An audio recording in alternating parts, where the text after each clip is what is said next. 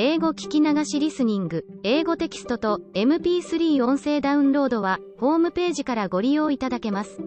88thpp.com 88thpp.com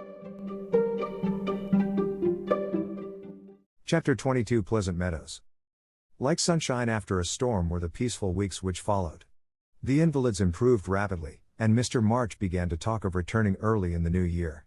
Beth was soon able to lie on the study sofa all day, amusing herself with the well-beloved cats at first, and in time with doll sewing, which had fallen sadly behindhand. Her once active limbs were so stiff and feeble that Joe took her for a daily airing about the house in her strong arms. Meg cheerfully blackened and burned her white hands cooking delicate messes for the dear, while Amy, a loyal slave of the ring, celebrated her return by giving away as many of her treasures as she could prevail on her sisters to accept.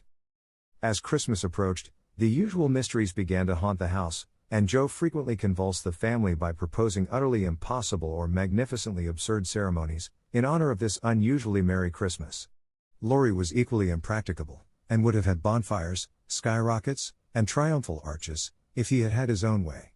After many skirmishes and snubbings, the ambitious pair were considered effectually quenched and went about with forlorn faces, which were rather belied by explosions of laughter when the two got together. Several days of unusually mild weather fitly ushered in a splendid Christmas day. Hannah felt in her bones that it was going to be an unusually fine day, and she proved herself a true prophetess, for everybody and everything seemed bound to produce a grand success. To begin with, Mr. March wrote that he should soon be with them, then Beth felt uncommonly well that morning, and, being dressed in her mother's gift, a soft crimson merino wrapper, was borne in high triumph to the window to behold the offering of Joe and Laurie. The Unquenchables had done their best to be worthy of the name, for like elves they had worked by night and conjured up a comical surprise.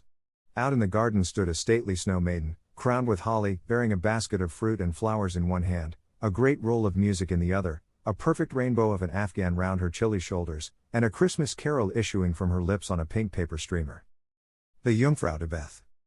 God bless you, dear Queen Bess. May nothing you dismay, but health and peace and happiness be yours, this Christmas day. Here's fruit to feed our busy bee, and flowers for her nose. Here's music for her peony, an Afghan for her toes. A portrait of Joanna, C. by Raphael No. 2. Who labored with great industry to make it fair and true. Accept a ribbon red, I beg, for Madame Purr's tail. An ice cream made by lovely Peg. A Mont Blanc in a pail. Their dearest love my makers laid within my breast of snow. Accept it, and the Alpine maid. From Laurie and from Joe. How Beth laughed when she saw it, how Laurie ran up and down to bring in the gifts, and what ridiculous speeches Joe made as she presented them. I'm so full of happiness, that if Father was only here, I couldn't hold one drop more, said Beth, quite sighing with contentment as Joe carried her off to the study to rest after the excitement, and to refresh herself with some of the delicious grapes the Jungfrau had sent her. So am I, added Joe, slapping the pocket wherein reposed the long-desired Undine and Sintram. I'm sure I am, echoed Amy, poring over the engraved copy of the Madonna and Child, which her mother had given her in a pretty frame. Of course I am, cried Meg, smoothing the silvery folds of her first silk dress, for Mr. Lawrence had insisted on giving it. How could I be otherwise? Said Mrs. March gratefully, as her eyes went from her husband's letter to Beth's smiling face, and her hand caressed the brooch made of gray and golden, chestnut and dark brown hair, which the girls had just fastened on her breast. Now and then, in this workaday world, things do happen in the delightful storybook fashion, and what a comfort it is. Half an hour after everyone had said they were so happy they could only hold one drop more, the drop came. Laurie opened the parlor door and popped his head in very quietly. He might just as well have turned a somersault and uttered an Indian war whoop, for his face was so full of suppressed excitement and his voice so treacherously joyful that everyone jumped up, though he only said, in a queer, breathless voice, "Here's another Christmas present for the March family." Before the words were well out of his mouth, he was whisked away somehow, and in his place appeared a tall man, muffled up to the eyes, leaning on the arm of another tall man, who tried to say something and couldn't. Of course there was a general stampede, and for several minutes everybody seemed to lose their wits, for the strangest things were done, and no one said a word. Mr. March became invisible in the embrace of 4 pairs of loving arms. Joe disgraced herself by nearly fainting away, and had to be doctored by Laurie in the china closet. Mr. Brooke kissed Meg entirely by mistake, as he somewhat incoherently explained. And Amy, the dignified, tumbled over a stool, and never stopping to get up, hugged and cried over her father's boots in the most touching manner.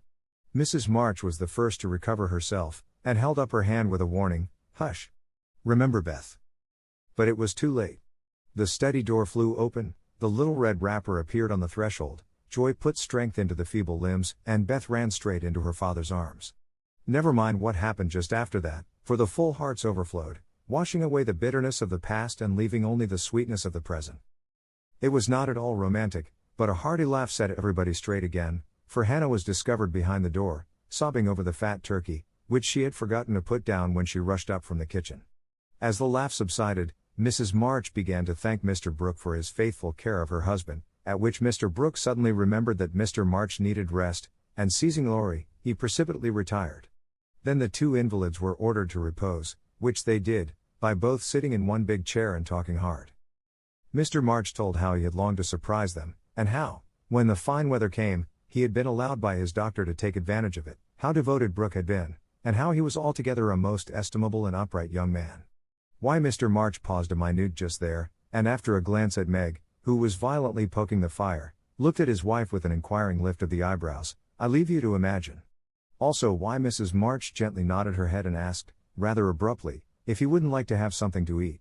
Jo saw and understood the look, and she stalked grimly away to get wine and beef tea, muttering to herself as she slammed the door, "I hate estimable young men with brown eyes." There never was such a Christmas dinner as they had that day. The fat turkey was a sight to behold, when Hannah sent him up, stuffed, browned, and decorated. So was the plum pudding, which melted in one's mouth, likewise the jellies, in which Amy reveled like a fly in a honeypot. Everything turned out well, which was a mercy, Hannah said, for my mind was that flustered, "Mum, that it's a miracle I didn't roast the pudding, and stuff the turkey with raisins, let alone bilin' of it in a cloth." Mr. Lawrence and his grandson dined with them, also Mr. Brooke, at whom Jo glowered darkly, to Laurie's infinite amusement. Two easy chairs stood side by side at the head of the table, in which sat Beth and her father, feasting modestly on chicken and a little fruit. They drank healths, told stories, sang songs, reminisced, as the old folks say, and had a thoroughly good time. A sleigh ride had been planned, but the girls would not leave their father, so the guests departed early, and as twilight gathered, the happy family sat together round the fire. Just a year ago we were groaning over the dismal Christmas we expected to have. "Do you remember?" asked Jo, breaking a short pause which had followed a long conversation about many things. "Rather a pleasant year on the whole," said Meg, smiling at the fire, and congratulating herself on having treated Mr. Brooke with dignity. "I think it's been a pretty hard one," observed Amy, watching the light shine on her ring with thoughtful eyes. "I'm glad it's over, because we've got you back," whispered Beth, who sat on her father's knee. "Rather a rough road for you to travel, my little pilgrims, especially the latter part of it. But you have got on bravely, and I think the burdens are in a fair way to tumble off very soon," said Mr. March, looking with fatherly satisfaction at the four young faces gathered round him. "How do you know? Did Mother tell you?" asked Jo. "Not much. Straws show which way the wind blows, and I've made several discoveries today." "Oh, tell us what they are," cried Meg, who sat beside him. "Here is one." And taking up the hand which lay on the arm of his chair, he pointed to the roughened forefinger, a burn on the back, and 2 or 3 little hard spots on the palm. "I remember a time when this hand was white and smooth, and your first care was to keep it so. It was very pretty then, but to me it is much prettier now, for in this seeming blemishes I read a little history. A burnt offering has been made to vanity, this hardened palm has earned something better than blisters, and I'm sure the sewing done by these pricked fingers will last a long time, so much good will went into the stitches. Meg, my dear, I value the womanly skill which keeps home happy more than white hands or fashionable accomplishments. I'm proud to shake this good, industrious little hand, and hope I shall not soon be asked to give it away." If Meg had wanted a reward for hours of patient labor, she received it in the hearty pressure of her father's hand and the approving smile he gave her. "What about Jo? Please say something nice, for she has tried so hard and been so very, very good to me," said Beth in her father's ear. He laughed and looked across at the tall girl who sat opposite, with an unusually mild expression in her face. "In spite of the curly crop, I don't see the son Jo whom I left a year ago," said Mr. March. "I see a young lady who pins her collar straight, laces her boots neatly, and neither whistles, talks slang, nor lies on the rug as she used to do. Her face is rather thin and pale just now, with watching and anxiety, but I like to look at it, for it has grown gentler, and her voice is lower. She doesn't bounce, but moves quietly, and takes care of a certain little person in a motherly way which delights me. I rather miss my wild girl, but if I get a strong, helpful, tender-hearted woman in her place, I shall feel quite satisfied. I don't know whether the shearing sobered our black sheep, but I do know that in all Washington I couldn't find anything beautiful enough to be bought with the $5 and $20 my good girl sent me. Jo's keen eyes were rather dim for a minute, and her thin face grew rosy in the firelight as she received her father's praise, feeling that she did deserve a portion of it. "Now, Beth," said Amy, longing for her turn, but ready to wait.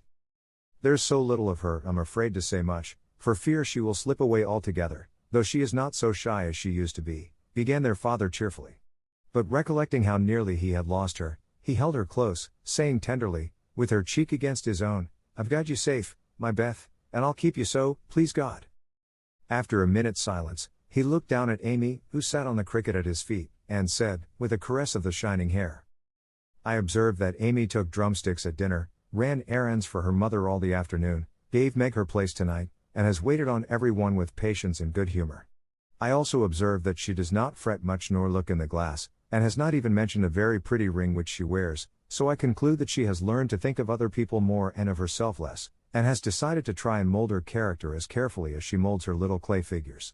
I am glad of this, for though I should be very proud of a graceful statue made by her, I shall be infinitely prouder of a lovable daughter with a talent for making life beautiful to herself and others." "What are you thinking of, Beth?" asked Jo, when Amy had thanked her father and told about her ring. "I read in Pilgrim's Progress today how, after many troubles, Christian and Hopeful came to a pleasant green meadow where lilies bloomed all year round, and there they rested happily, as we do now, before they went on to their journeys answered Beth, adding, as she slipped out of her father's arms and went to the instrument, "It's singing time now, and I want to be in my old place. I'll try to sing the song of the shepherd boy which the pilgrims heard. I made the music for father, because he likes the verses." So, sitting at the dear little piano, Beth softly touched the keys, and in the sweet voice they had never thought to hear again, sang to her own accompaniment the quaint hymn, which was a singularly fitting song for her. "He that is down need fear no fall. He that is low no pride. He that is humble ever shall have God to be his guide.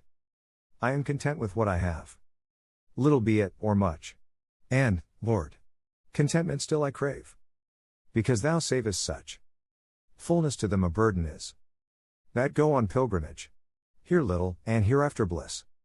Is best from age to age." 物語の続きは、ホームページからお聞きいただけます。また、テキスト、MP3 ダウンロードも合わせてご利用ください。